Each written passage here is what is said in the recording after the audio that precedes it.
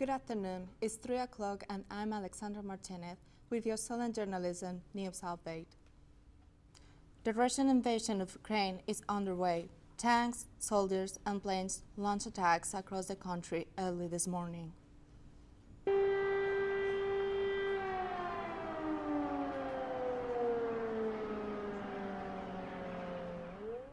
Warning alarms sounded across the country as the Russians attacked.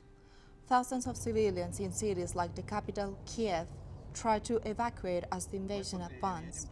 Miles of traffic jams built up as people tried to flee. World leaders have joined to condemn the invasion. NATO General Secretary Jens Stoltenberg led the attacks on President Putin. Prime Minister Boris Johnson will talk to MPs at 5 this evening, but earlier he addressed the nation, saying the UK and his allies will punish Russia for the attack of Ukraine. We cannot and will not just look away. It's because we've been so alarmed in recent months at Russian intimidation that the UK became one of the first countries in Europe to send defensive weaponry to help the Ukrainians. Other allies have now done the same, and we will do what more we can in the days ahead. Today, in concert with our allies, we will agree a massive package of economic sanctions designed in time to hobble the Russian economy.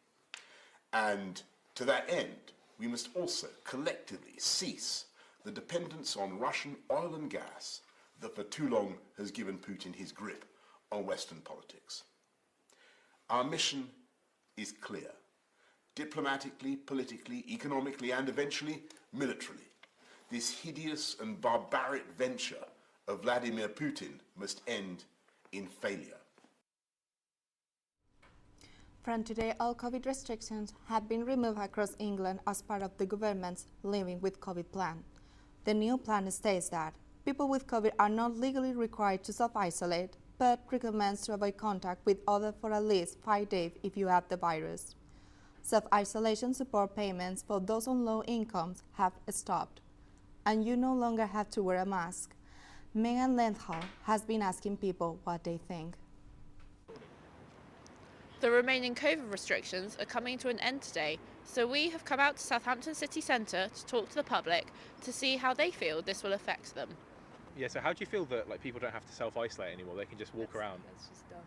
I guess that's just stupid, honestly. Even though the restrictions have ended, are you going to keep wearing a mask in places like uni?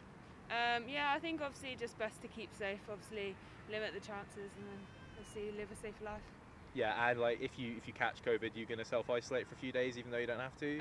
Yeah, I still think obviously to put everyone else safe.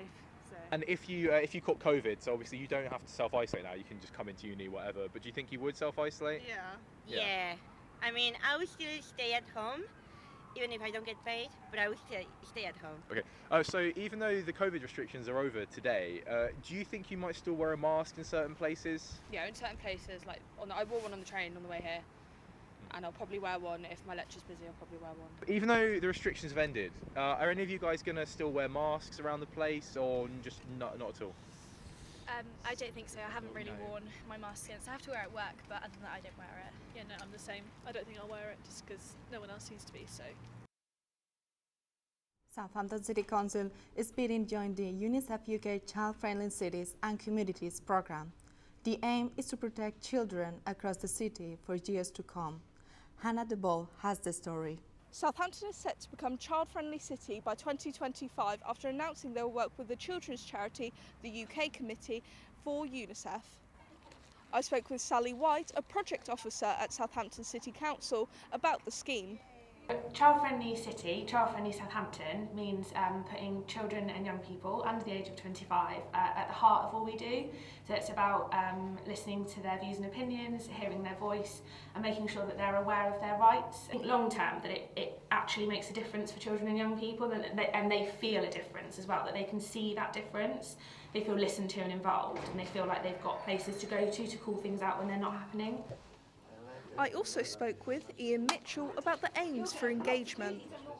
What we want to do is hear their voice, especially the young people's voice, and then do what they want, rather than us just coming around and doing what we think they want, which is quite often a problem, which is why young people aren't currently engaging with us, and we really want more of that to happen. As part of the campaign, the council will be implementing a children's mayor as well as the youth council for the city. This will be along with 8 other councils across the UK. Southampton now begins the UN accreditation for child-friendly city. I'm Hannah DeBolt and this is Solent Journalism. Meanwhile, Hansfield police officers are calling for knitters to help make teddy bears for children who are victims of domestic abuse. The bears are given to children to help officers communicate with them. If you would like to get involved, you can visit the Hansfield Police website. It's almost a week since the storm Eunice hit the south, but the cleanup is still happening. Council and staff are working around the clock to clear broken trees and to make other trees in the city's parks safe. People are being warned to be careful while the work is finished. As for now, and the Solent basketball team, the Solent Kestrels, have won the quarter-final championship against Manchester Mets. The final score was 79 points to 62. The win sees the Kestrels into the semi-final for the first time. Our reporter Coco Lego was courtside for us.